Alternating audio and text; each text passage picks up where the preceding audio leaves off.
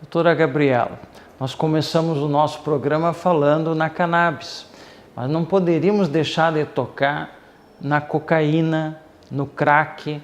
Você vê reportagem, Jornal Nacional, Fantástico, mostrando aquelas zonas de viciados, séries de televisão, recentemente teve uma que teve muita audiência, né? Mostrando aquela vida degradante dos viciados, né? Isso está aumentando? Vem aumentando. Em torno de 5% da população do Brasil já experimentou pelo menos uma vez na vida cocaína ou crack, que o crack é um derivado da cocaína. O Brasil não tem plantações de cocaína, então as plantas de coca são feitas lá, né? A plantação transforma em pasta base, a pasta base vem para o Brasil. Os estudos mostram que tem vindo especialmente de Peru, Bolívia, em primeiro lugar Bolívia, em segundo lugar o Peru, em terceiro lugar a Colômbia. E aqui as refinarias que pegam, né, a pasta base e transformam no cloridato de cocaína, que é inalada, ou a associação com bicarbonato, amônia, e fazem o crack. E é uma verdadeira epidemia no Brasil atualmente, tem sustentado bastante o tráfico, né, cocaína e seus derivados, cursa com bastante agressividade, o risco de dependência é bem elevado, especialmente com relação ao crack. O início de efeito é em segundos e a duração média de efeito é de 15 minutos. E por ser potente, os pacientes, né, os indivíduos, os usuários, usam várias pedras no único dia, numa única ocasião. Então, uma droga que aparentemente ela é barata, porque a pedra custa entre 5 e 8 reais, mas como o usuário usa várias pedras, ela acaba se tornando rentável. E essa, se não houvesse, por exemplo, um bom controle nas fronteiras, provavelmente esse problema não vai terminar tão cedo.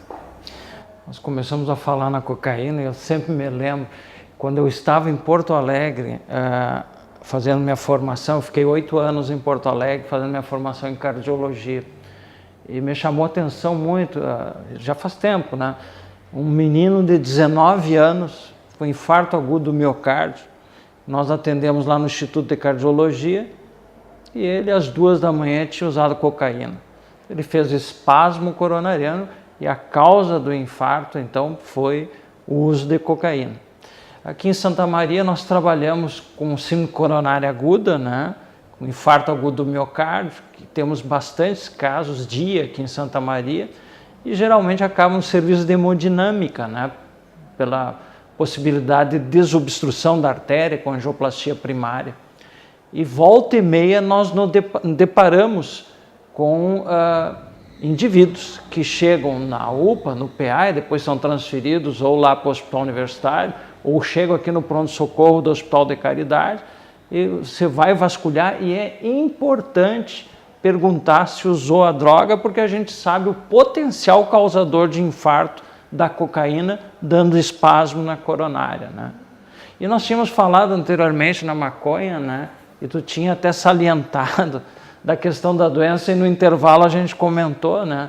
Que a maconha, a gente não fala isso, mas ela dá câncer de pulmão, ela dá bronquite, ela traz outras doenças que não se fala tanto, né? Até porque tu colocou agora que nós estamos tendo mais incidência de cocaína e de crack versus a maconha, que passou a ser uma droga em segundo plano, né? Mas a abordagem que vocês têm como psiquiatra desse pessoal, que aí é mais difícil de tratar do que a maconha, né? O grau de dependência maior. Vocês atendem um paciente drogado, esse paciente vai para uma clínica de reabilitação separado? Como é que é estadiado isso?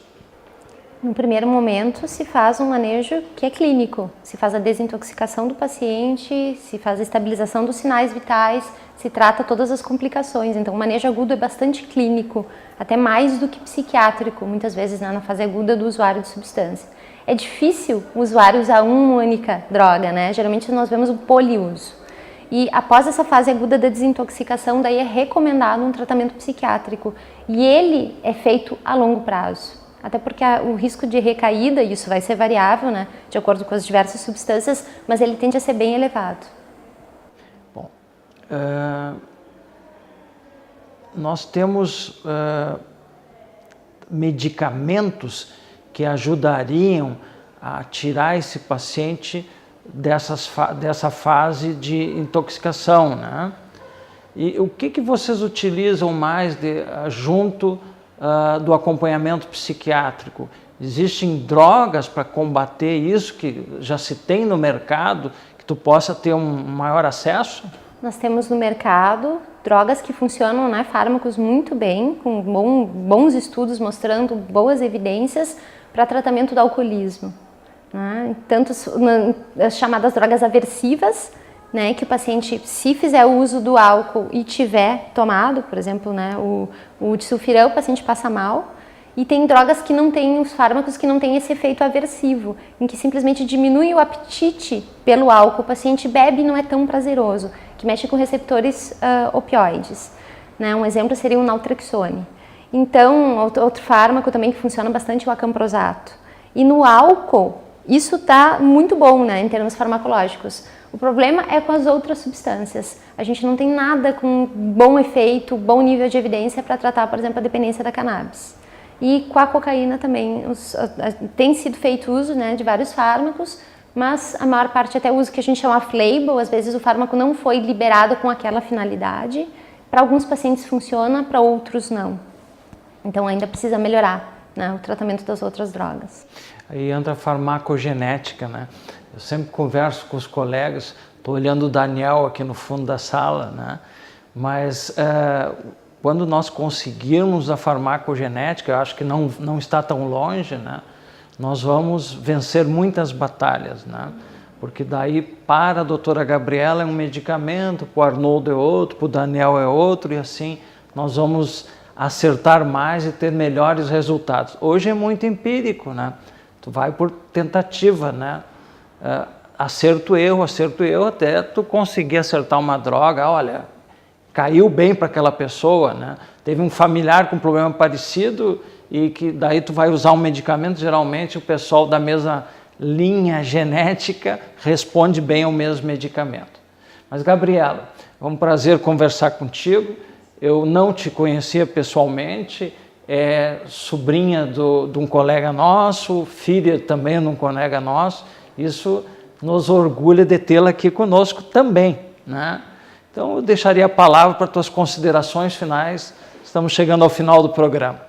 Agradeço a oportunidade e queria dizer que eu acho que desburocratizar, né, o acesso à cannabis para fins de pesquisa é uma coisa muito importante para a sociedade. Espero que isso aconteça. Bom, chegamos ao final de mais um programa Conversando com o Cardiologista, hoje com a doutora Gabriela de Moraes da Costa, psiquiatra, que está conosco aqui em Santa Maria para ajudar a população e engrandecer o atendimento médico na área de psiquiatria. Meu muito obrigado, até a próxima semana, obrigado pela audiência.